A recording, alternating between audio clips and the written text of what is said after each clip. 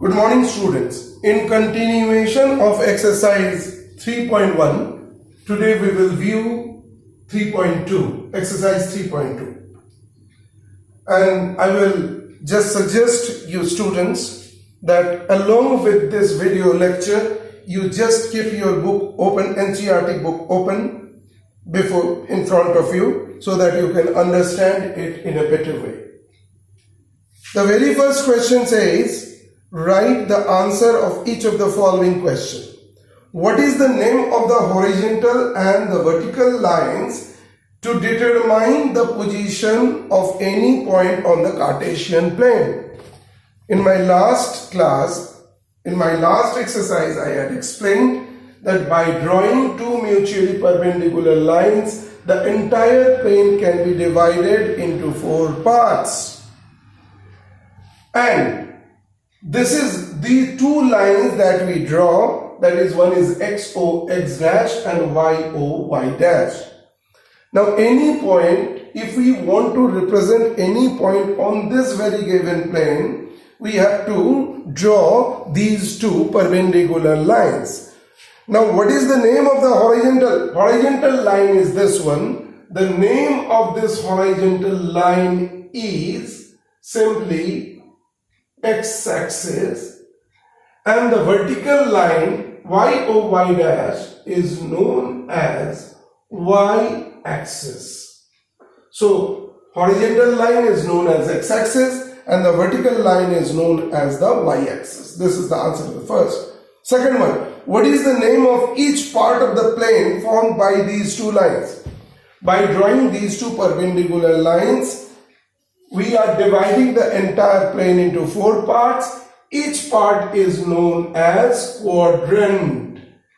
I have explained this. This is quadrant first, this is quadrant second, this is quadrant third, and this is quadrant fourth. So by drawing two mutually perpendicular lines or x-axis and y-axis, the entire plane is divided into four quadrants. Each one is known as quadrant. Now, write the name of the point where the two lines intersect. The two lines intersect at the point of O, and this point O is known as origin. Very common question. Name the point where both the axes intersect each other. You will say, and it is usually denoted with O, origin O. Now question number 2, just go through your book. I will just read out the question and discuss the answers. See in figure 3.14, write the following. Coordinates of B. Second one. Coordinates of B. Point B. See where the B is. B, its coordinate will be, x value will be -5, 2. Coordinates will be -5 and 2. First, the x value from the graph given in your book. Next one is the coordinate of C. Coordinate of C. Give a bracket and search out C. C is x value 5, y value -5. So 5, -5 is the coordinate of C. Whatever answer I am writing, you just see it in the book and try to understand why I am writing so. Third one, this is 1, this one is the 2, second, and this one is the third.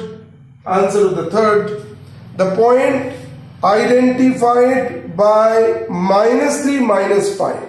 -3 and -5.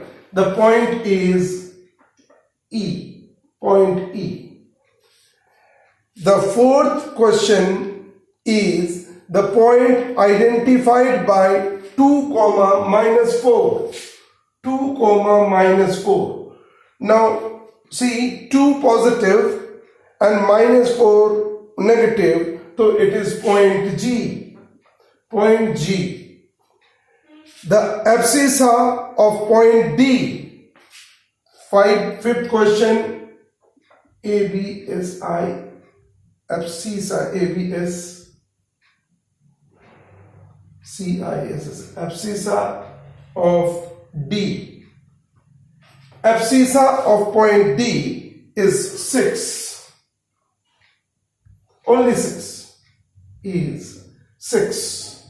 X value. Abscissa of point D means abscissa of X value of point D.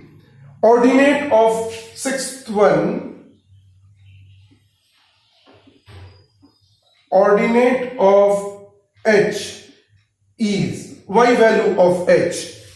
H Y value is -3. 7. The coordinates of point L. Coordinates of point L. See L, where L is. Yes, L I have got. It lies on y-axis. So coordinate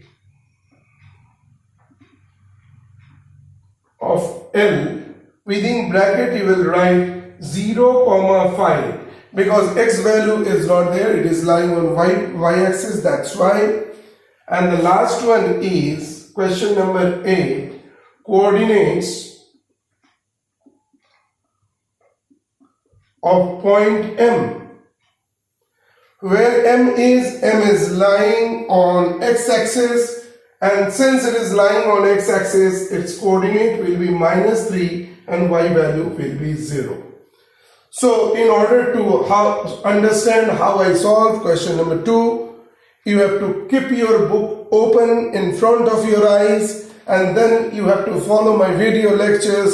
Then only you can have a good knowledge about identifying a point on a plane, or how to write the coordinates of a point on a plane. So that is all about exercise 3.2, students. In the next class we will meet with exercise 3.3. Till then, goodbye.